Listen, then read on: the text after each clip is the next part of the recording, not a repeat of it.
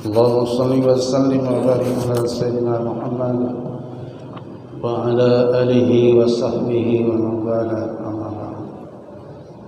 Al-Quran Ustaz Dr. Muhammad Bakir MSI MA, para alim ulama, Bapak Ibu jemaah yang berbahagia, balik kita bersyukur kehadiran Allah Subhanahu wa taala yang mana pada pagi subuh Ahad yang penuh berkah ini kita dapat kembali bermujahadah bertatap muka dalam keadaan sehat dan walafiat, sehingga kita sama-sama bisa hadir melaksanakan salat subuh secara berjamaah di masjid yang kita cintai ini. Mudah-mudahan seluruh rangkaian ibadah yang sudah kita tunaikan semoga diterima dari ridha Allah Subhanahu wa taala. Selawat kepada baginda Rasulullah sallallahu alaihi wasallam. Qaulina Allahumma shalli ala sayyidina Muhammad wa ala ali sayyidina Muhammad. Bapak Ibu jemaah yang berbahagia, mari kita simak kajian yang disampaikan Ustaz, yaitu 40 hadis arba'in. Nanti beliau sampaikan, untuk itu mempersingkat waktu diserahkan sepenuhnya kepada Ustaz, lebih kurang menjelang zuhur jam 6. Namun setelah disampaikan kajian mungkin ada jemaah yang bertanya nanti Ustaz. Itu pada Ustaz kami persilakan dengan segala hormat. Bismillahirrahmanirrahim. Assalamualaikum warahmatullahi wabarakatuh.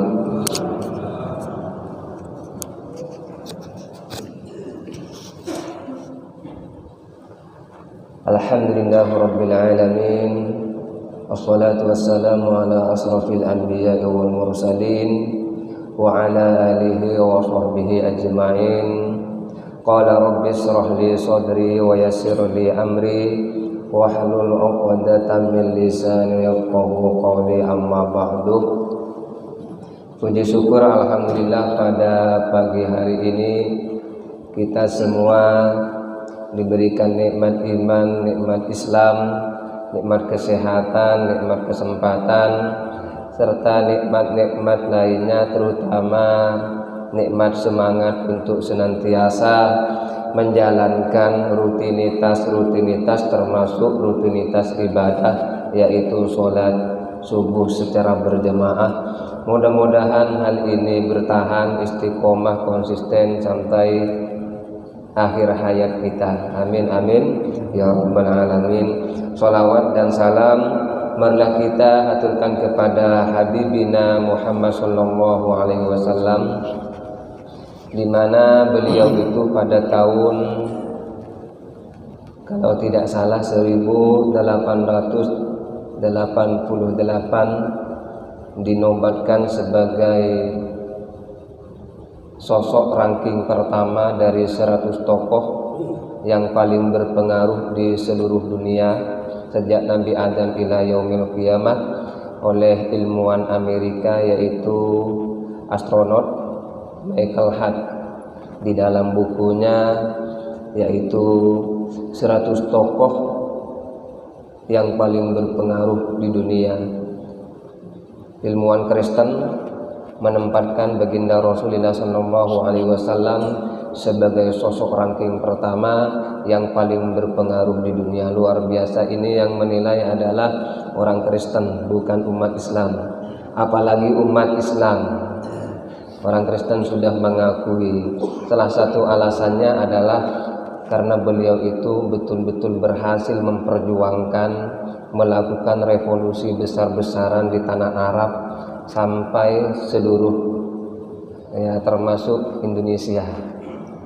Ya, ini berkat bimbingan beliau, berkat dakwah beliau, sehingga kita semuanya terangkat dari alam kegelapan menuju alam yang penuh dengan cahaya ilmu pengetahuan seperti yang kita rasakan pada pagi hari ini.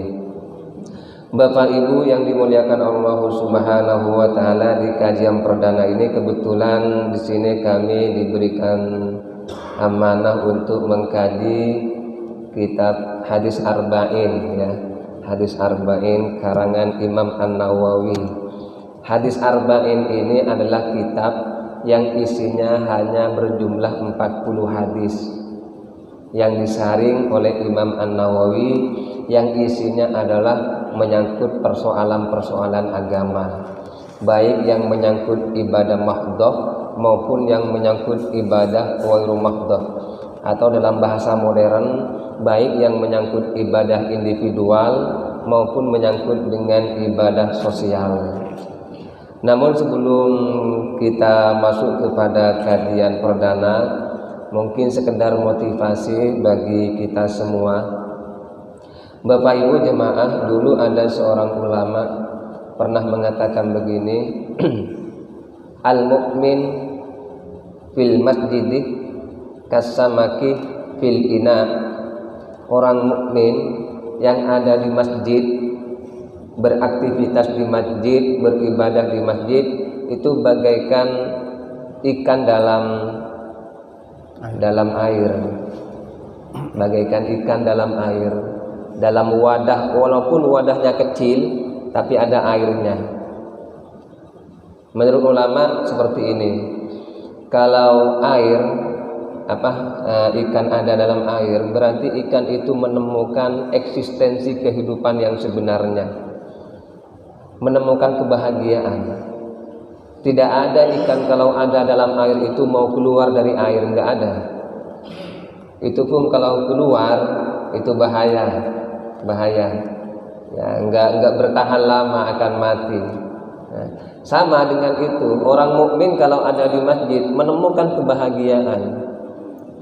Karena hatinya senantiasa nyambung komunikasi dengan Allah Subhanahu wa Ta'ala. Senang semuanya, enggak ada orang yang bingung, orang Islam bingung masuk masjid, enggak ada.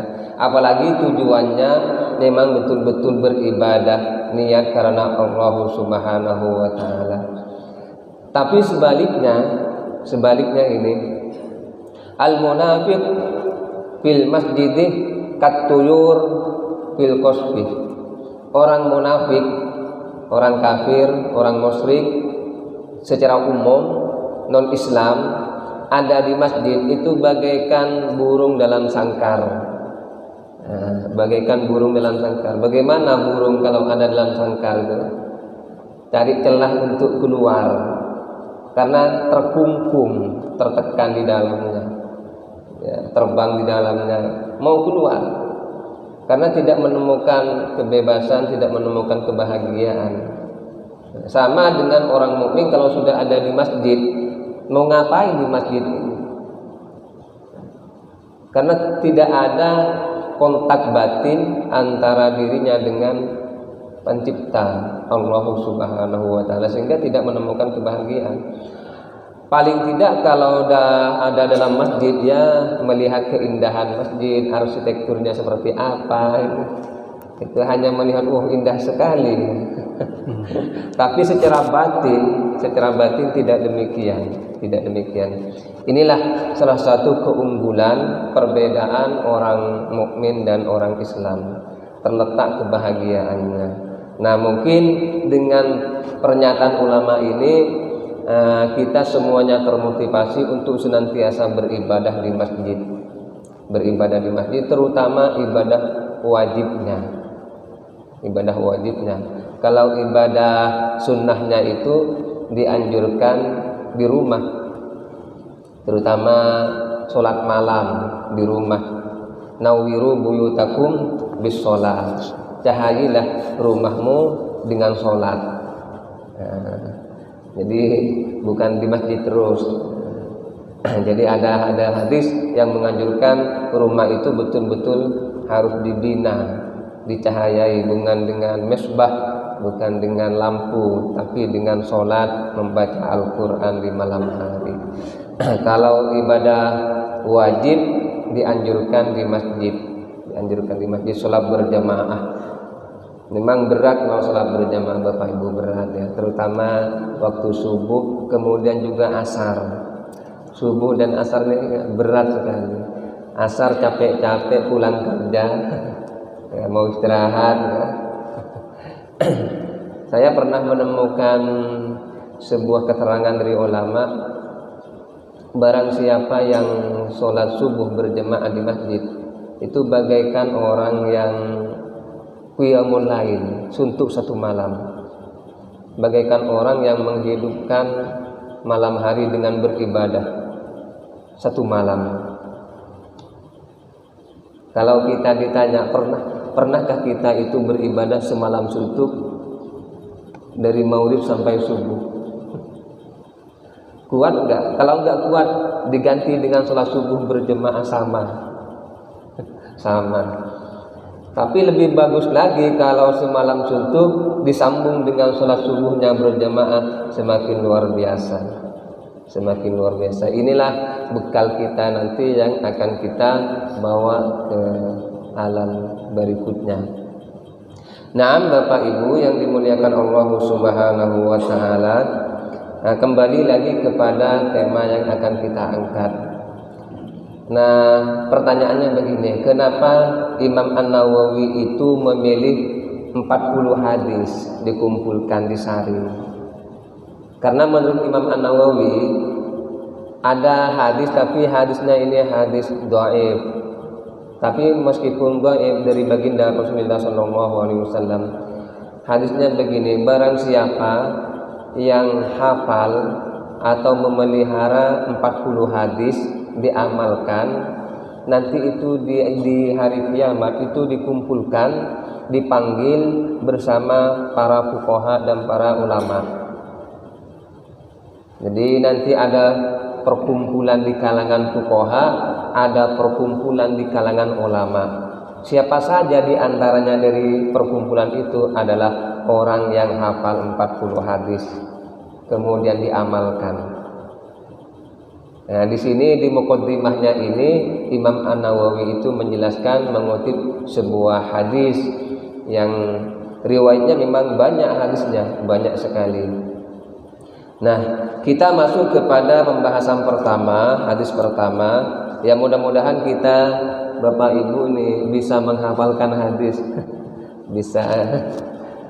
Imam Muslim itu kurang lebih 3 tahun itu hafal 300.000 hadis. Imam Muslim 300.000 hadis. Di samping hafal Quran, luar biasa. Imam Bukhari lebih dari 300.000 hadis. Luar biasa. Ulama dahulu luar biasa. Sekarang ini malah nggak usah ngapalin, tinggal buka HP, handphone, sudah ketahuan semua. Kalau dulu itu menghafalnya itu bukan otodidak, tapi langsung ke ulama. Setoran ke ulama, ke guru-gurunya, menerima hadis dari gurunya langsung dihafalin. Luar biasa. Makanya dalam konteks pendidikan modern ini penekanannya sekarang beda dengan dahulu. Kalau sekarang itu kecerdasan, yang penting paham, cerdas itu. Hafalan itu sekarang sudah nomor 2. Tapi kalau dahulu hafalan dulu, hafal dulu baru pengkajian.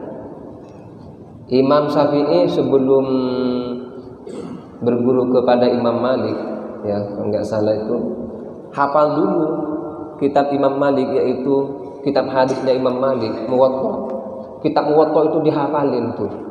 Kitab Muwatta ini bukan kitab kecil, luar biasa, dihafalin.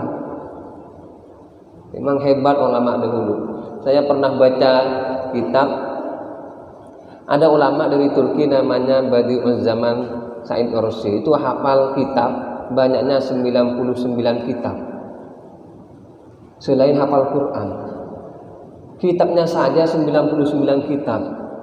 Kitab hadis, kitab ilmu tafsir, kitab tasawuf, semuanya luar biasa. Luar biasa, dari Turki, kurang lebih 200 tahun yang lalu. Badi'uz Zaman Said Nursi. Ini yang mungkin Bapak Ibu diarahkan kepada anak kita.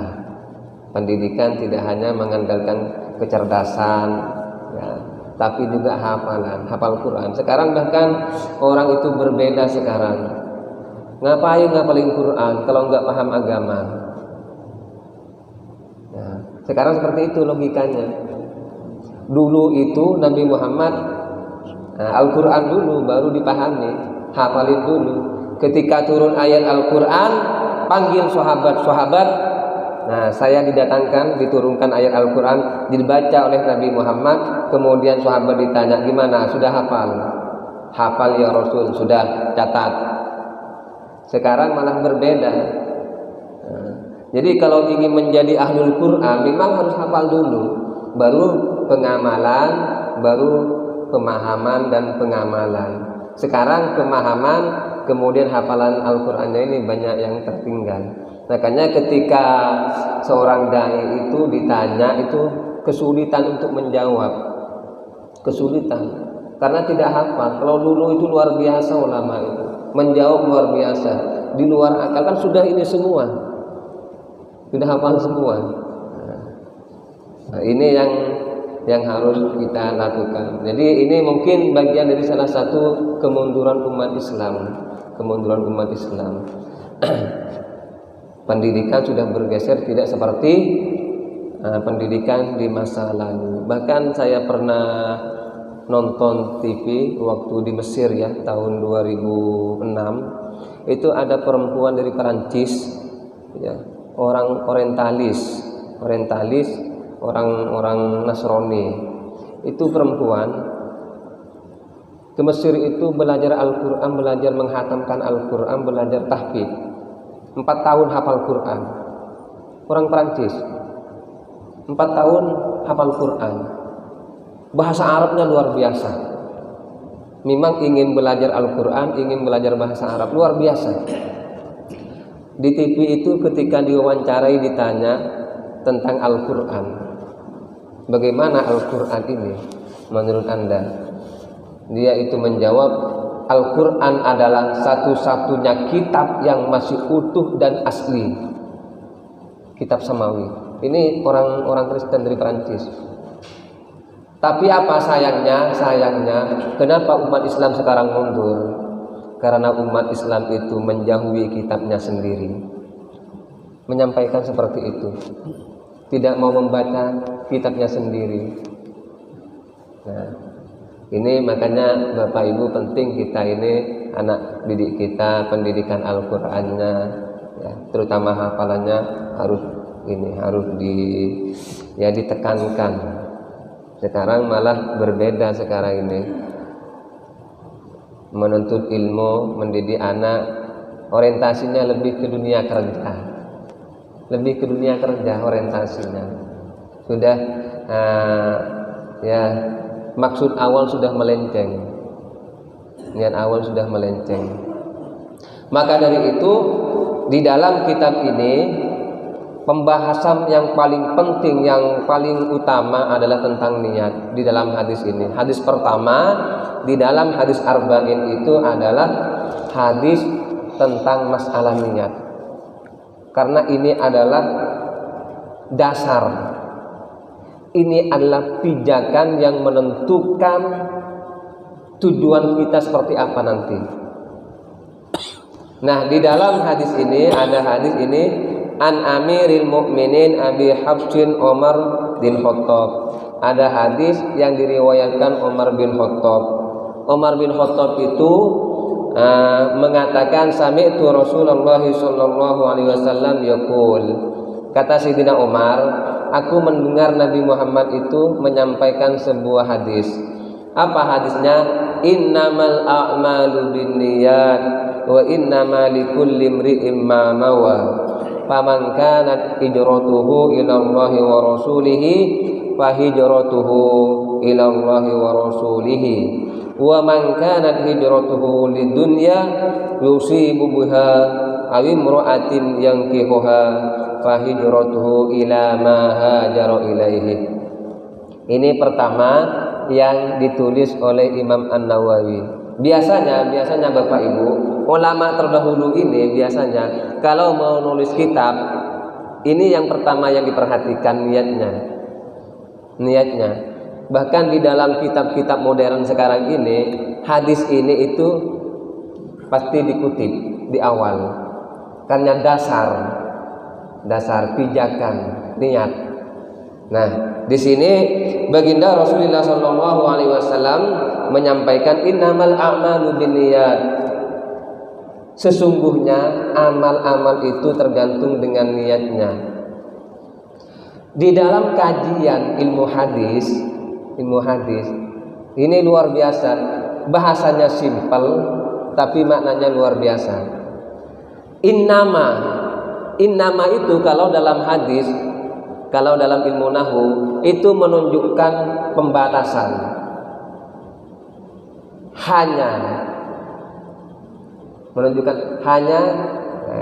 Innamal a'mal, amal itu binniyat, hanya dengan niat amal-amal itu diterima.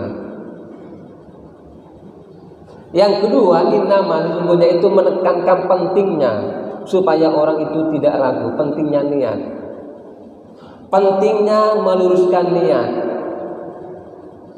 Maka dari itu Bapak Ibu, niat itu harus betul-betul benar. Di dalam ajaran Islam niat itu dibagi dua. Ada niat lillahi ta'ala, ada niat liwairillahi ta'ala. Ada niat betul-betul karena Allah Subhanahu wa ta'ala, ada niat liwairillahi, bukan karena Allah Subhanahu wa ta'ala. Nah, di dalam konteks hadis ini amal. Nabi Muhammad di sini tidak menggunakan innamal af'al, perbuatan, tapi amal. Padahal maknanya sama. Amalun perbuatan, fi'lun perbuatan sama. Tapi baginda Rasulullah SAW menggunakan amal. Wa amilus sholihat, bukan fa'alah.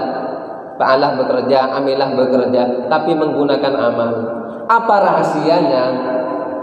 Rahasianya itu adalah kalau amal ini perbuatan, tindakan yang khusus dilakukan oleh makhluk yang berakal.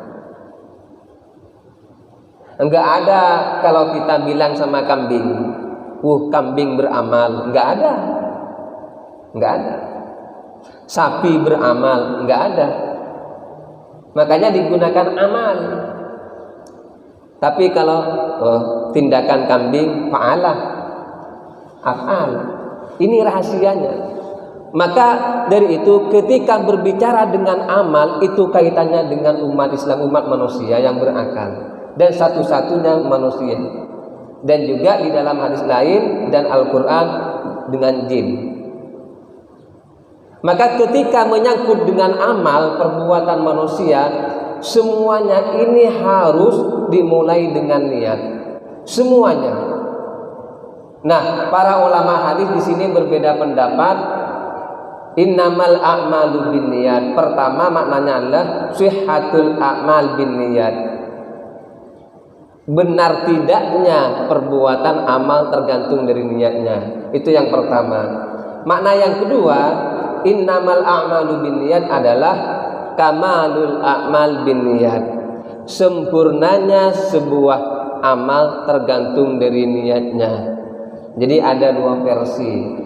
Tetapi kalau saya pribadi lebih kepada versi yang pertama, sihhatul a'mal binniyat. Benar tidaknya amal yaitu dengan niatnya.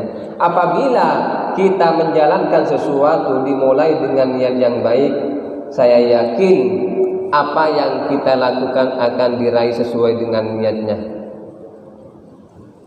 Tetapi para ulama beda lagi. Amal yang apa ini?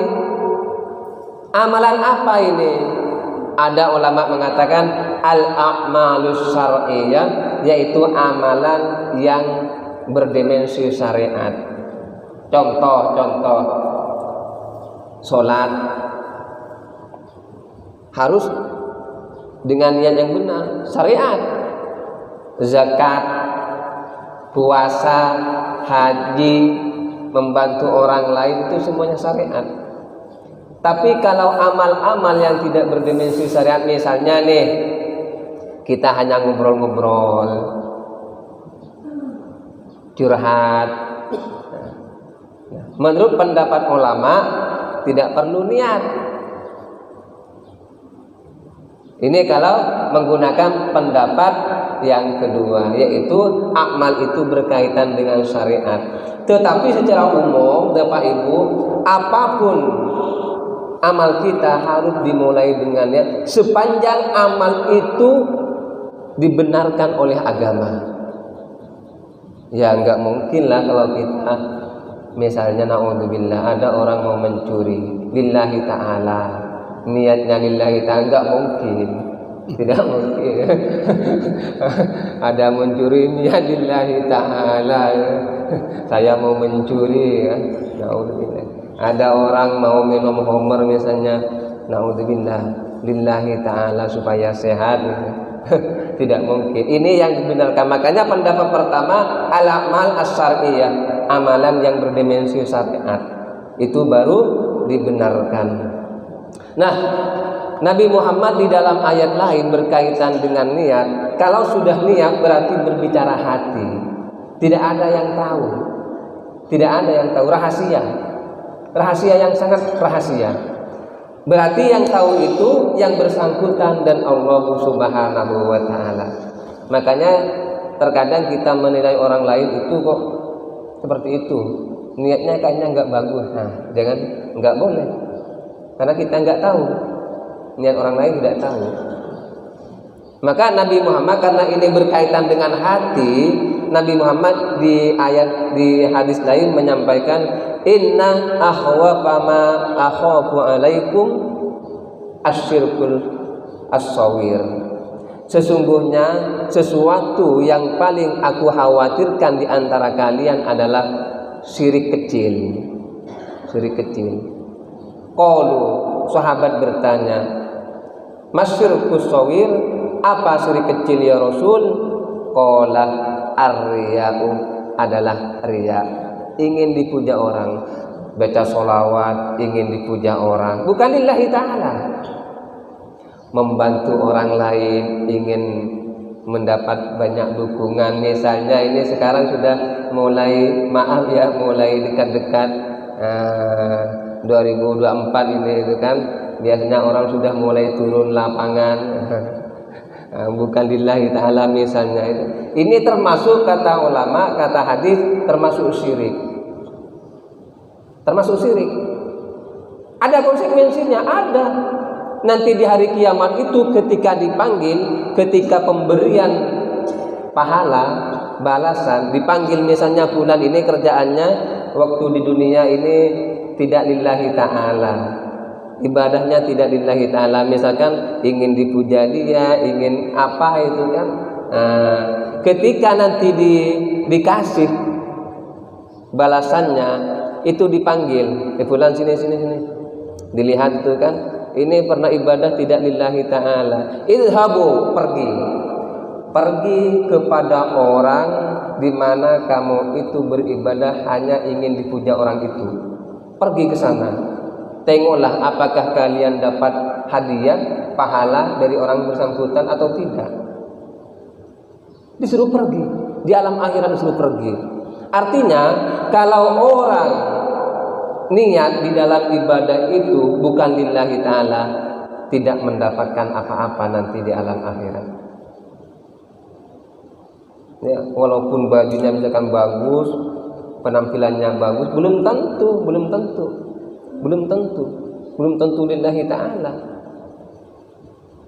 Dulu ulama dahulu sampai kalau tidak salah saya pernah baca autobiografinya Imam Al-Ghazali. Imam Al-Ghazali itu pakaiannya compang-camping.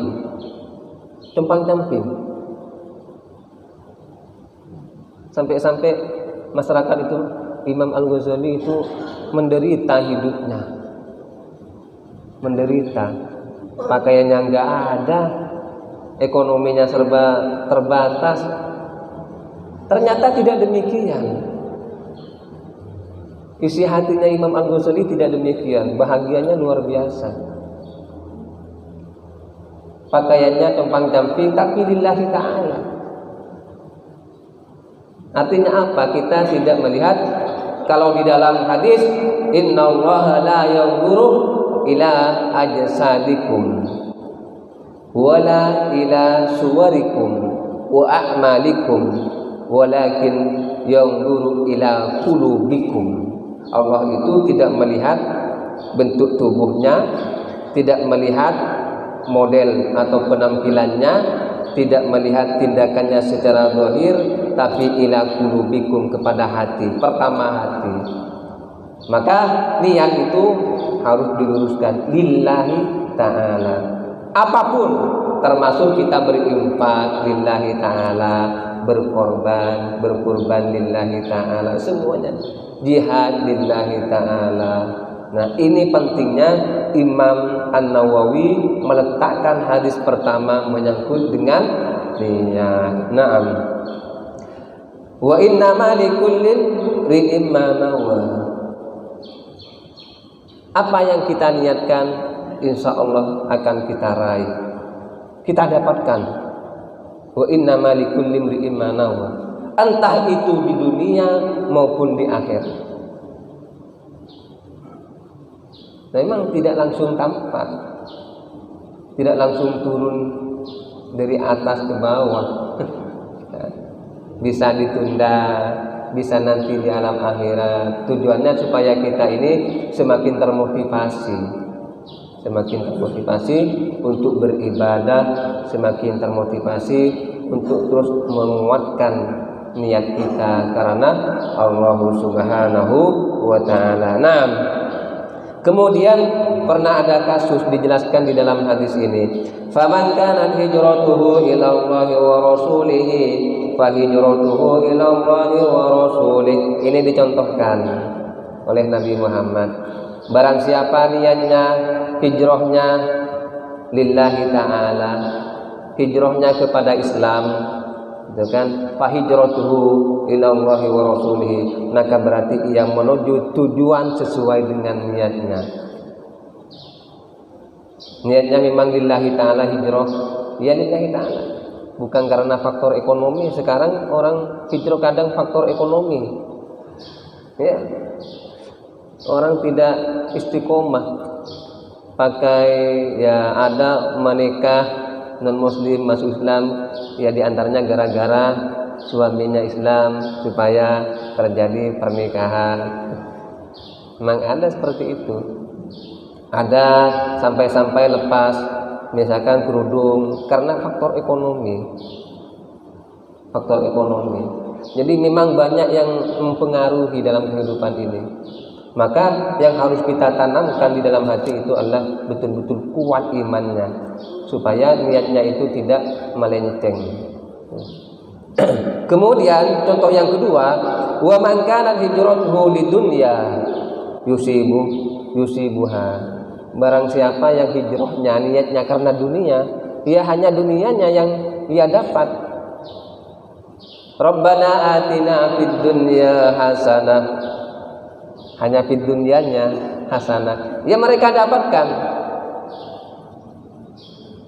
Wa may yurid sawabad dunya nu'tihi minha. Barang siapa yang melakukan sesuatu beribadah karena dunia, nu'tihi minha, kami berikan dunianya, kami berikan, tapi akhiratnya tidak dapat.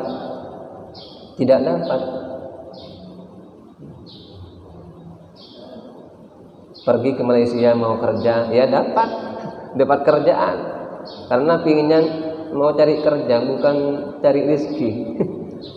Kerjanya yang dapat banyak, capek-capek, gajinya enggak turun-turun 2 bulan, 3 bulan, mau nyari kerja, bukan mencari rezeki.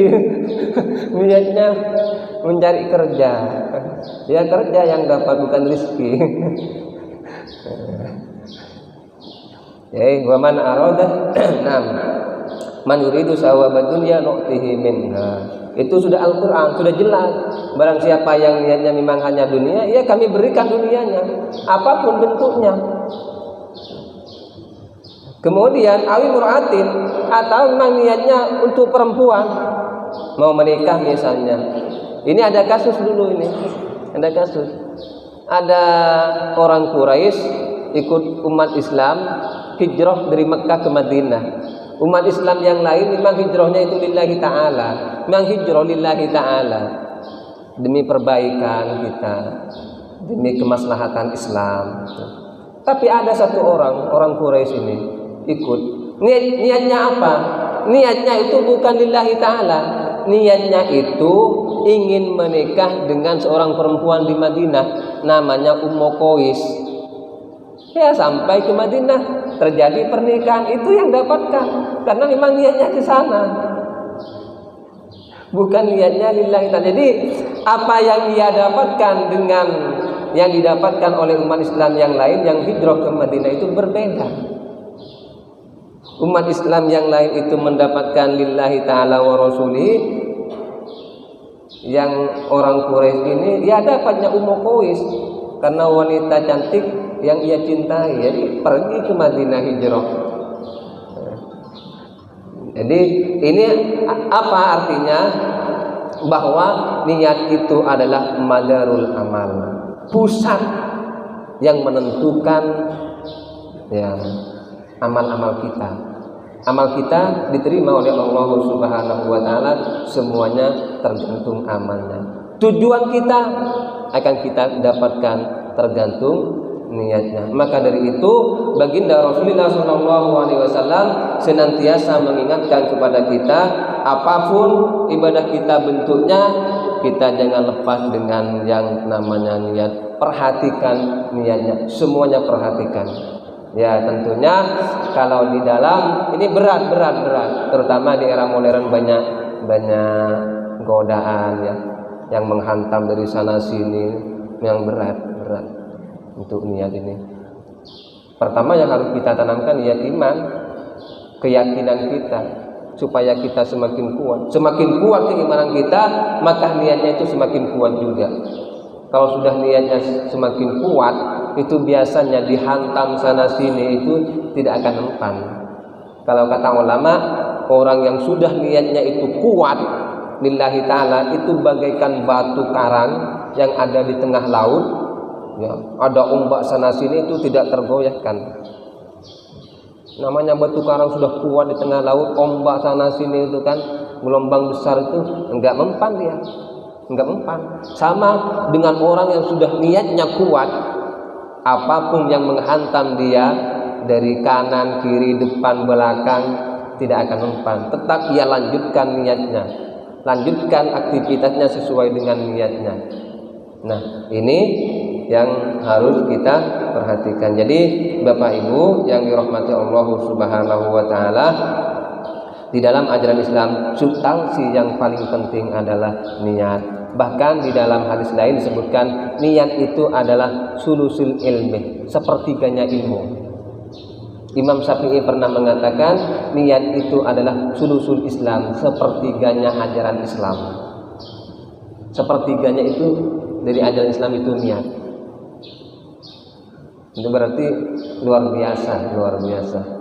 Nah, mungkin demikian sekedar yang dapat kita sampaikan. Mudah-mudahan bermanfaat, mudah-mudahan ini barokah bagi kita semua.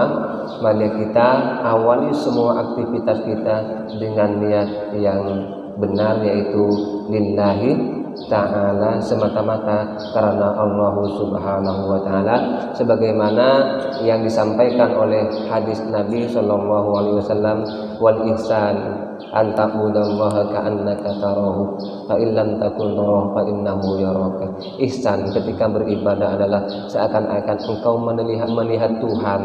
Kalau Tuhan tidak bisa dilihat, yakinlah Tuhan melihat kita. Itu kata ulama salah satunya niat lillahi ta'ala, seakan-akan Tuhan itu kelihatan. Kalau kita yakin tidak melihat Tuhan, kita yakin Tuhan melihat kita. Maka dari itu Bapak Ibu semuanya, marilah kita luruskan niat apapun apa ibadahnya, supaya apa yang kita lakukan betul-betul bernilai di mata Allah Subhanahu wa taala, sesuai dengan doa Rabbana atina fid dunya hasanah wa fil akhirati hasanah wa qina adzabannar. Demikian dari kami. Assalamualaikum warahmatullahi wabarakatuh.